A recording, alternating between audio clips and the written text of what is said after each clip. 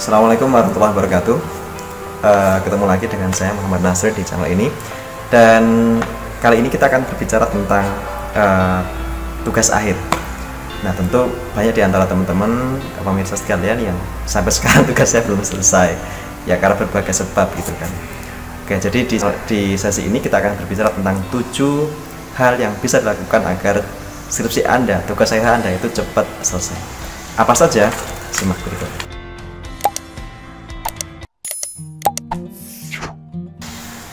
Oke, yang pertama adalah Anda harus tahu, kenali terlebih dahulu hobi Anda. Hobi? Iya, hobi. Begini, seringkali kita mengambil kuliah itu bukan berdasarkan interest kita, bukan karena kita pengen apa, kita pengen jadi apa, kemudian kita ambil kuliah di situ. Tapi seringkali kita kuliah itu hanya karena mengikuti teman. Temannya pada kuliah di jurusan A, kita ikut semua, ikut A. Kakak dulu sukses deh, dia dulu kuliah di jurusan B, kita kemudian ngikut. Atau orang tuanya, nak kamu kuliah ambil jurusan A, kakak kamu dulu pinter di sana, nah, kita kemudian ngikut. Nah, kita ngambil kuliah dengan tidak berpatokan pada passion kita, ya itu bisa menjadi penyebab salah satu diantaranya kenapa kita kok jadi malas dalam kuliah, apalagi menyelesaikannya pun juga agak sedikit malas gitu kan. Tapi itu masa lalu. Oke ya, kita nggak bisa memutar jarum jam kembali ke masa lalu. Tapi sekarang bagaimana menyelesaikannya? Sekali layar terkembang, tidak boleh kita shoot ke belakang. Bagaimana menyelesaikannya? Kenali potensi hobi tadi ya, kembali ya, potensi. Kenali hobi apa yang kita sukai, apa yang kita lakukan dengan enjoy, yang kita bisa menghabiskan banyak waktu untuk melakukannya. Kenapa hobi itu penting? Karena kalau kita sudah in dengan hobi kita, maka kita bisa melakukan sesuatu ya berjam-jam tanpa kelelahan. Jadi kita bisa menggunakan energi minimal untuk melakukan sesuatu dengan hasil maksimal. Ya, ini yang penting perlu digarisbawahi. Nah, kemudian dari hobi terus apa? Yang kedua adalah temukan korelasi antara hobi Anda tersebut dengan bidang kajian keilmuan. Tapi kan kajian keilmuan saya kan komputer. Tapi kan kajian keilmuan saya kan hukum ekonomi Islam. Terus hobi saya Pak Jani. Gimana ini cara menghubungkannya? Begini, yang Anda lakukan adalah Anda harus keluar dari spektrum pemikiran yang sempit. Anda harus membuka wacana yang luas. Ya, misalnya begini, matematika itu nggak melulu soal angka. Matematika itu adalah bagaimana kita berpikir secara logis. Ekonomi itu nggak melulu soal jual beli di pasar. Bagaimana pemasaran itu nggak cuma sekedar menjual barang. Ya. Hukum itu nggak cuma undang-undang di pasal-pasal di undang-undang, di kitab KUHP dan segala macamnya, bukan. Hukum itu adalah bagaimana cara seorang menemukan ketertiban sosial. Demikian juga ekonomi. Ekonomi bukan semata-mata jual beli di pasar gitu kan. Tapi ekonomi adalah bagaimana manusia itu memenuhi kebutuhannya, dia mempertahankan kehidupannya, kemudian memenuhi kebutuhannya dan mengembangkan kehidupannya.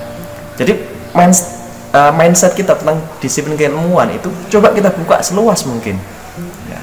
Kalau kita luas dalam bidang keilmuannya, wawasannya luas dalam bidang keilmuannya, maka kita akan bisa menemukan korelasi antara hobi tadi itu dengan disiplin keilmuannya. Contoh, ada mahasiswa saya nih kemarin, dia jurusan hukum Islam, restorasi hukum keluarga Islam, sangat spesifik kan. Tapi dia punya hobi apa? Nyanyi. Lah, terus gimana ini? Mau bikin skripsi apa coba? Dia hobinya nyanyi, tapi jurusannya adalah hukum Islam. Apa itu? Nah, kemudian kemarin saya sempat ngobrol. Kamu suka nyanyi apa? Saya suka nyanyi lagu ini, Pak. Dewa 19 ya. Oke lah. Kemudian saya tanya, lagu apa yang paling kamu suka? Lagu ini. Coba, sekarang begini deh. Dalam bidang hukum ekonomi, hukum Islam ya, hukum keluarga Islam. Apa yang bisa diambil dari lagu itu? Misalkan begini. Dia kemudian, oh iya Pak, misalkan begini. Dia kemudian menemukan yang menarik dalam lagu-lagu tersebut tentang konstruk cinta, konstruk keluarga. Ya udah, Anda kaji aja skripsi tentang bagaimana konstruksi cinta dan keluarga dalam lirik lagu Dewa 19 atau lirik lagunya Ungu atau lirik lagunya siapa gitu kan. Bisa kan? Bisa. Teman saya dulu pernah ada, dia jurusan filsafat Islam. Nah, hobinya apa? Nah, dia tersesat di jurusan filsafat Islam. Hobinya apa? Hobi dia adalah dia desainer sih sebetulnya. Dia suka mendesain gitu kan. Dia suka mendesain gambar-gambar gitu kan. Terus dia membuat skripsi apa coba? Judulnya skripsi tentang bagaimana konstruk desain buku daros filsafat Islam. Jadi dia nggak membahas isinya, tapi mengumpulkan buku-buku yang membahas tentang filsafat Islam. Kemudian covernya itu dianalisis, bagaimana menafsirkan cover-cover cover-cover buku daros tentang filsafat Islam. Jadi skripsi gitu kan. Nah sekarang Anda coba cari sesuai dengan jurusan apa gitu kan, kemudian kira-kira apa yang sesuai dengan hobi Anda, kemudian bagaimana menyambungkannya. Nanti bisa kita diskusikan di kolom komentar ya. Oke, itu yang kedua. Terus kemudian yang ketiga, yang tak kalah penting itu adalah pembimbing skripsi. Ini pembimbing skripsi itu adalah orang yang sangat berpengaruh besar dalam kehidupan Anda dalam proses penyelesaian skripsi. Nah, sebisa mungkin kalau memungkinkan Anda mencari pembimbing skripsi yang welcome, yang membuat Anda bersemangat gitu kan. Terus gimana caranya? Gampang. Caranya ketika Anda kuliah mulai dari semester 1 ya, semester 1 sampai semester selanjutnya itu coba diidentifikasi siapa dosen-dosen Anda yang ketika ngajar itu memberikan semangat yang luar biasa. Ketika ngajar nggak pernah dia memberikan, ketika menjelaskan suatu materi itu gampang sekali, mudah dicerna. Nah, itu coba diidentifikasi gitu kan. Nah, dosen-dosen seperti ini penting untuk diburu sebagai pembimbing skripsi ya, dosen yang inspiratif, yang selalu merawat pertanyaan. Jadi kalau ada mahasiswa punya banyak pertanyaan yang aneh-aneh itu dia nggak alergi. Nah, ini penting, yang tidak membunuh pertanyaan mahasiswanya. Nah, coba cari dosen seperti itu. Kemudian setelah dapat identifikasi nama-namanya dosen A, Bapak A, Ibu B dan sebagainya, coba tanya sama mahasiswa yang menjadi bimbingan skripsi dia. Mas, Pak itu enak nggak sih? Mas, Bu dosen ini enak nggak sih? Gimana cara bimbingnya? Nah, dari situ kita bisa mengidentifikasi siapa yang kira-kira layak. Karena bagaimanapun juga Anda sebagai mahasiswa berhak dong untuk mendapatkan pembimbing yang sesuai dengan passion, pembimbing yang mampu memberikan semangat bagi Anda. Gitu. Ibaratnya kalau ada seorang pembalap, Anda berhak untuk mendapatkan navigator yang ulung. Anda berhak mendapatkan, kalau Anda seorang petinju, Anda berhak untuk mendapatkan pelatih yang hebat gitu. Tinju yang sehebat apapun, Mike Tyson misalnya, layak untuk didampingi oleh pelatih yang juga jempolan gini ya. Yang keempat adalah tetapkan target yang jelas. Ya seringkali begini, orang itu nulis skripsi nggak jelas targetnya, kapan mau selesai itu nggak jelas gitu kan ya, kapan mau selesai itu nggak jelas, atau pokoknya tahun depan harus selesai. Tahun depannya kapan gitu kan, 2011, 2021, 2030 pun juga masih tahun depan. Harus jelas bulan apa ya, kapan harus selesai, dan buat roadmap yang jelas ya, misalkan bab 1, bab 2, bab 3, bab 4. Bab 1 kapan mau diselesaikan gitu kan, bab 2 kapan mau diselesaikan, bulan apa. Dibuat roadmap yang jelas, yang masuk akal. Jangan bikin roadmap yang nggak masuk akal ya. Misalkan wisuda ini bulan ini bulan Juni, mau wisuda bulan Agustus, waktunya tinggal 2 bulan, Juni, Juli, Agustus, tinggal 2 bulan Anda belum ngapa-ngapain, besok harus selesai ya. Anda akan frustasi sendiri, kemudian mentok gitu. Jadi buat target yang masuk akal. Misalkan 1 bulan satu bab gitu ya. Ini bulan Juni saya harus selesai bab 1, bulan Juli bab 2 ya, Agustus bab 3 ya, September bab 4. Ini masuk akal. Nah, kemudian Anda harus teratur gitu ya. Karena bagaimanapun juga menulis skripsi itu bukan seperti lari cepat. Menulis skripsi itu seperti maraton gitu. Anda harus punya target goal yang jelas, kemudian Anda harus punya planning yang jelas, dan itu masuk akal.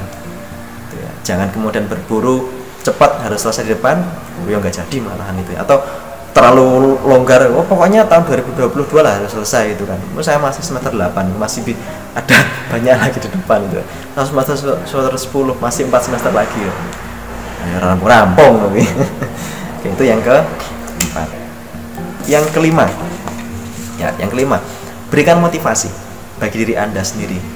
Ya. Motivasi itu penting. Ya. Tapi Anda jangan berharap motivasi dari orang lain. Ya, kalau Anda berharap dari motivasi orang lain, ya, misalkan, yuk bikin klub gitu kan, kelompok teman-teman para pejuang skripsi gitu. Ya bagus itu kan. 5 orang, 7 orang gitu kan. Tapi pastikan bahwa motivasi terbesar itu dari Anda, dari diri Anda sendiri gitu kan. Ya kalau misalkan motivasi itu berasal dari orang lain misalkan, dari masalah Anda misalnya, masalah lagi ngambek kan Anda juga jadi susah, nggak jalan itu kan seterusnya. Atau motivasi dari teman-temannya gitu kan, tim 5 orang ini tim pejuang skripsi 5 orang gitu kan. Satu di antara, wah capek, ya main game dulu yuk, PS dulu yuk, nah yang lain ikutan PS gitu kan, ya jadi selesai ya, jadi nggak selesai jadinya main PS ya. Repot kan. Maka motivasi yang terbesar itu adalah motivasi dari diri Anda sendiri. Berikan penghargaan yang layak pada diri Anda sendiri gitu kan. Anda layak untuk lulus cepat, Anda layak untuk lulus tepat waktu, ya, Anda layak untuk menjadi sarjana. Gitu ya. Itu yang nomor 5. Kemudian nomor 6 adalah mulai dari sekarang. Ya. 1000 langkah. 1000 langkah itu nggak akan pernah tercapai tanpa ada langkah pertama. Langkah pertama itu penting, ya, langkah pertama. Tapi memang langkah yang pertama itu beratnya melebihi 999 langkah berikutnya. Jadi perhatikan, langkah pertama itu lebih berat daripada 999 langkah selanjutnya, gitu ya. Tapi kalau nggak ada langkah pertama, maka 999 langkah selanjutnya itu nggak akan pernah ada, gitu ya. Kemudian yang nomor 7, segera kerjakan sekarang, ya. Karena skripsi yang baik, perhatikan ya. Ini saya dapat kutipan ini dari pembimbing tesis saya dulu, Pak Dr. Rohidin. Beliau pesan gini, Mas, tesis kamu itu bagus. Tapi tahu nggak, tesis yang paling bagus itu apa? Apa Pak? Tesis yang paling bagus itu adalah tesis yang selesai. Percuma kamu mau bikin skripsi, mau bikin tesis yang wah gitu kan, tapi kan nggak selesai, ya buat apa gitu kan. Maka skripsi yang baik, tugas akhir yang baik, disertasi yang baik, tesis yang baik adalah tesis yang selesai, skripsi yang selesai, yang tuntas, yang siap dimunakosahkan, yang siap masuk pendadaran.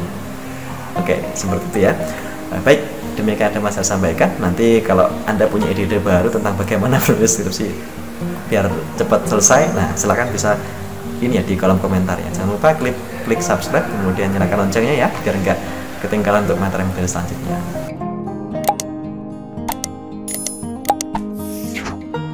Saya akhiri, mohon maaf. Wassalamualaikum warahmatullahi wabarakatuh.